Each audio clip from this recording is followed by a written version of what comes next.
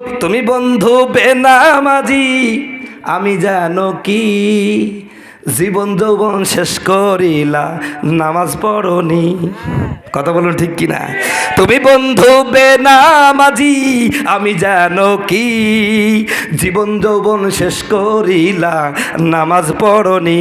বন্ধু নামাজ পড়নি, সাদা সাদা কালা কালা সোনার জীবন করলা কয়লা নামাজ না পড়িয়া।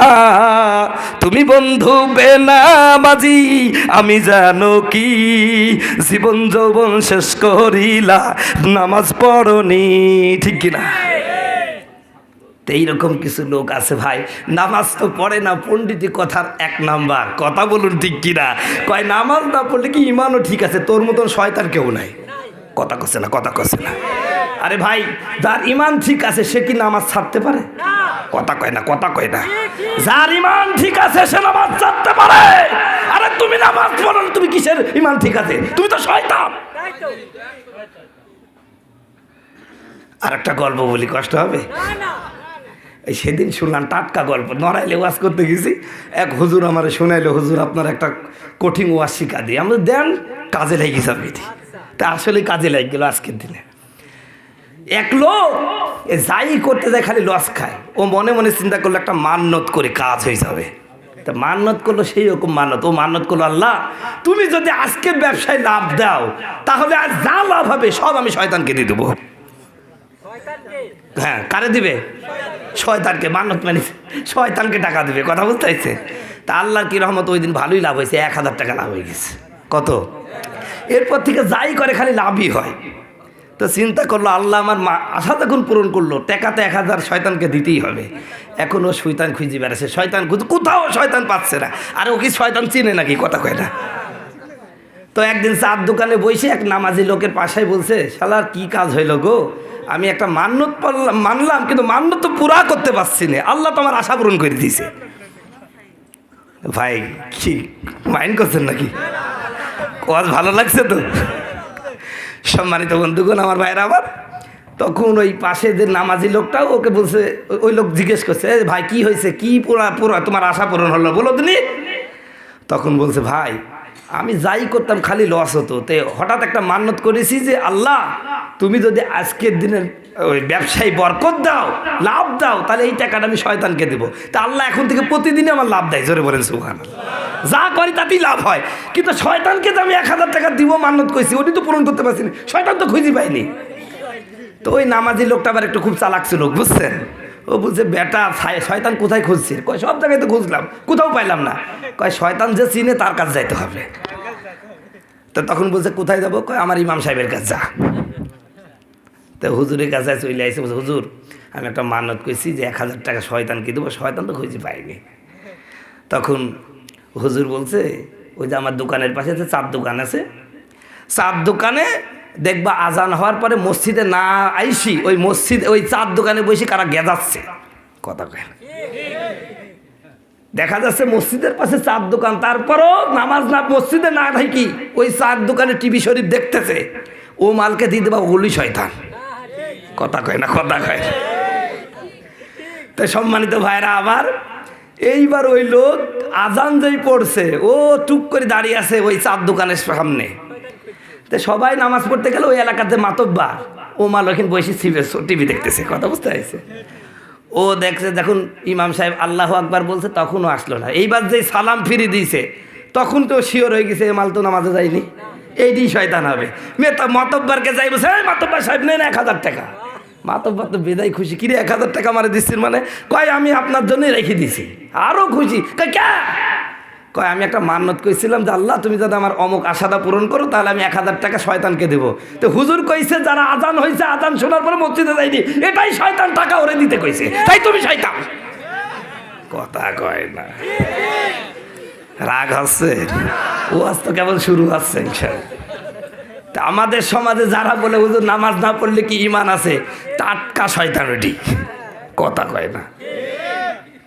নামাজ ছাড়া কোনো মুসলমানই নামাজেরই কইলে কথা, দেখায় কত অজুহাত, হাতে ব্যথা পায়ে ব্যথা আর নাকি গিরাই বাত।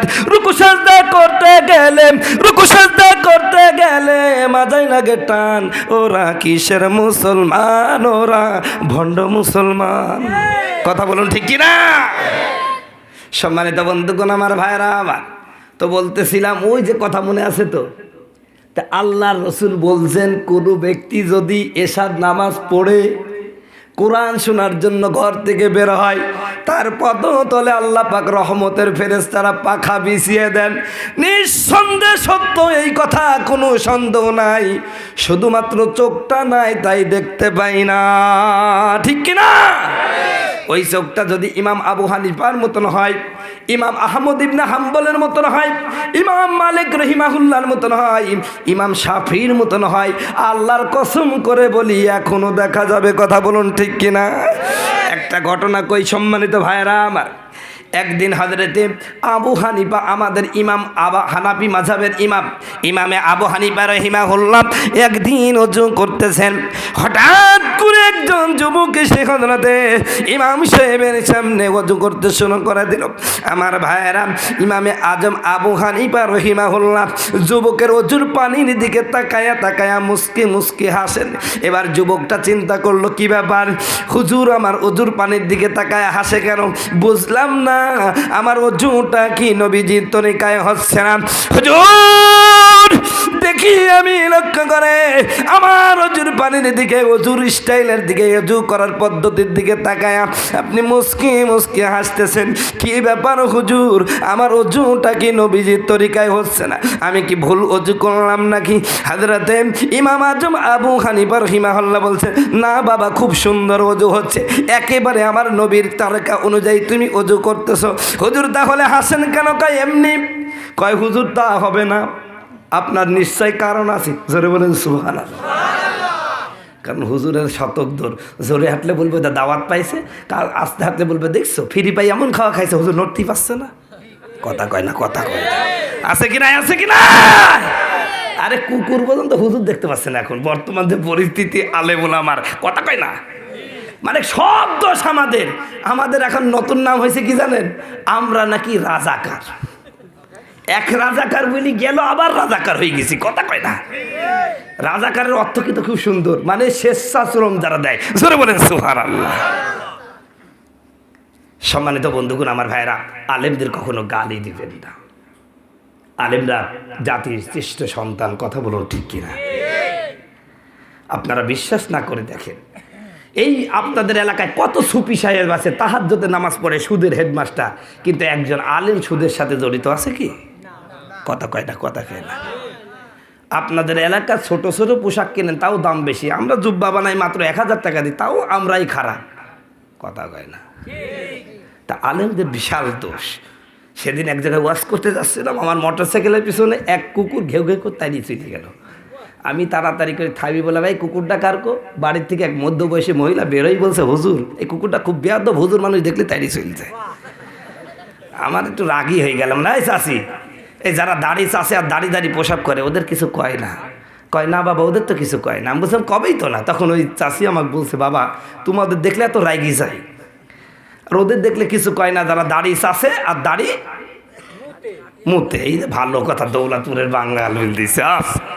তো এদের কিছু কয় না, যারা দাড়ি চাষে আর দাড়ি মুতে। তখন বলছে না। আমি বলছে কবেই তো না। তখন বলছে কেন বাবা? আমি বললাম, ও চাষি, যারা দাড়ি চাষে আর দাড়ি মুতে কুকুর জানে আমার যাইতেই ভাই। কথা কয় না, কথা কয়। আর আমরা তো ভাই ওইরকম মিলে না, এই জন্য হুজুর দেখলে কিছু ঘেউ ঘেউ করে। কথা বলুন ঠিক কিনা? তবে হুজুর ছাড়া উপায় আছে নাকি ভাই? জানাজা কিন্তু হুজুরই পড়াবে, ঠিক কিনা? নামাজ যারা পড়ো না, জীবনে পশ্চিম দিকে সেজদা মারো না, পড়ি গেলে উদ্দহি পূর্ব দিকে পড়ো, তাও পশ্চিম দিকে পড়ো না। মরার সময় মনে করছে হুজুর তোমার জন্য দোয়া করবে, হুজুর কিন্তু সেই সময় কায়দা করে ঝাড় দিতে হবে। আমি যেরকম জানাজা পড়াই আগে শুনি যে নামাজ পড়িছে নাকি, কয় হুজুর জীবনে পশ্চিম দিকে সেজদা মারিনি। আমি বলি আল্লাহ এরাও ছাড়ছে না, আমিও পারছে না, ইমামতি বাঁচানোর জন্য আল্লাহ আকবার। কথা কয় না। এরপরে যে দোয়া আছে কি প্রকাশ্যে পড়া লাগে ভাই? মনে মনে বলি আল্লাহ জীবনেও নামাজ পড়িনি, আপনি সাইজ করে দিন, আল্লাহু আকবার। কথা কয় না, কথা কয় না। নামাজ কালাম পড়ে না, হুজুর বেচারা পড়ে বিপদে। এইবার কবরে যাই হুজুরকে দিয়ে মিথ্যে কথা বলাই। কি মিথ্যে কথা?